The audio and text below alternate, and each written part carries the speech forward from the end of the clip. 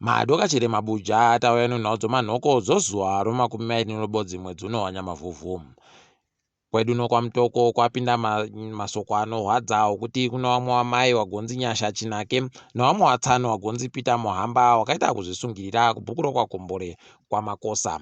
Izvi zvinotorwadza mabi angu nokuti kwai watsano ndo wagonenedzera mudzimai wavo kuti aita chikomba.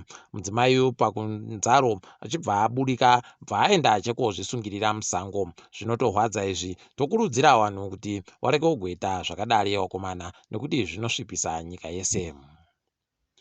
Mnangagwa waita musangano nyasi noana mambo wokudunhu roMatebeleland.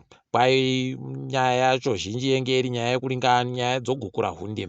Ipapa wagobvumawo kuti Gukurahundi rakaitika nokuti wabvumirayo madzimambo ya kuti agobatsira vanhu vanenge vachidawo kufukunura mitumbi yehama dzawo kuti waike zvakanaka kuti zviitike saizvozvo. Toramba tichitenda izvi tichiimba kuti hurumende ichagoburikawo pachena zvakanaka kuti Gukurahundi ndiyo yakaita uye kuti inhadzirise nhau iyi kabodzi zvichibva zvapera.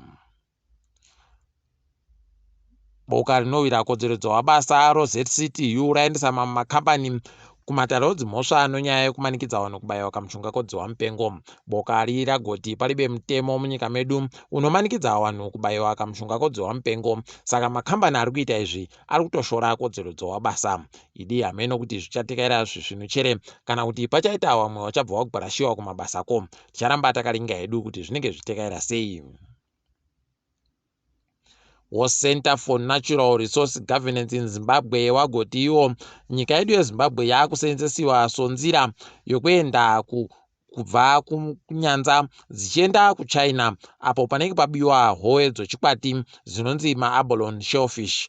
Kwai zhinji dzacho dziri kuenda kuChina noThailand nedzimwewo nyika dzinoita zvokutenga zvinhu zvisiri pamutemo. Hino mabi angu kuti wakuru nyika vachagoita sei kuti zvinhadzirisiwe izvi nokuti zvinosvipisa zita ronyika munyaya dzokuchengetedza nharaunda nozvinhu zvinowanika munharaundamo.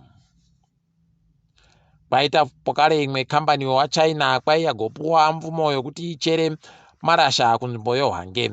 Kwai nzvimbo yawapuwayo iri mumhera modhamu chaimo zvokutoti vanhu vakutoshira kuti dhamu ravo rinobva rasvipisiwa nokuti waChina wakuzikana nonyaya yekusvipisa nzvimbo dzavanenge vari kana mvura dzavanondosvipisa wotenga mvura kubva kuHarare kana kubva kune dzimwe nzvimbo asi iyo munharaundamo inonwiwa nevanhu vese wanenge wasvipisa. Heno kuti zvichatekerera zvisvinu chere tamirira kuti tigoringa kuti wagari veikweyo wachaitawo sei peno wachaitawo zvisvinu wakagoreka kuita zvauri kuda kuita zvo waChina wa chedu kundoringa rigokunyepa mapi yangu.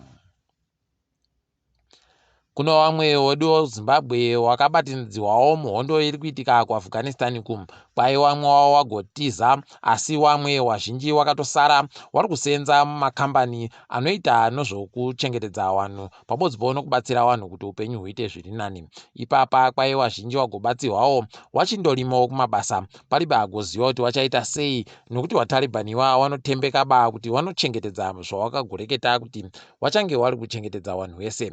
Chedu kundoringa mabi angu asi tinondoshuvira kuti pareke kugoita vanhu vanogbarashiwa kana kudini nevaTalibaniwa zvingatorwadze.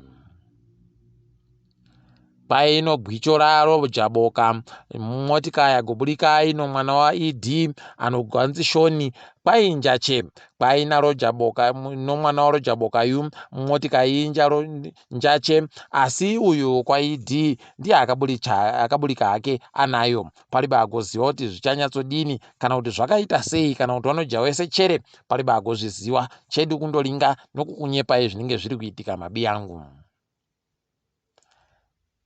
Kuno mumwe wekuZimbabwe aisiwa mujeri makore 15 kunzvimbo yoUK. Kwai mhosva yache njokubhinya wapwere wakawanda makore anoita 12 chaiwo. Zvinotorwadza uyu murume uyu agonzi Simba Masvaure agoita mhosva dzaagopomehwa nowapwere wakawanda. Idi zvakatooma mabi yangu. Toramba tichiti pasina vanobhinya wapwerewa pasinawo idi. Tiringe dziri kuitika pasi rese.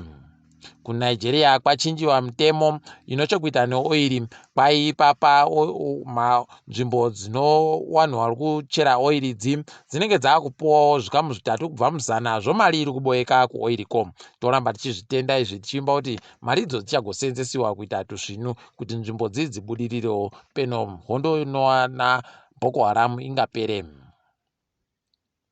Uhuru Kenyatta kwai wagojiwa nonyaya yawagoendesa kumatare dzimhosva yokuda kuti wachinje bumbiro romutemo. Matare arasimbisa nyaya yokuti waribe mvumo yokuita zvawaida kuigoitazvo. Toramba tichizvitenda izvi tichiti dai zvaenderera mberi nokuti vanhu vanogoda kuchinjidza bumbiro romutemo pese pese wasvinuba.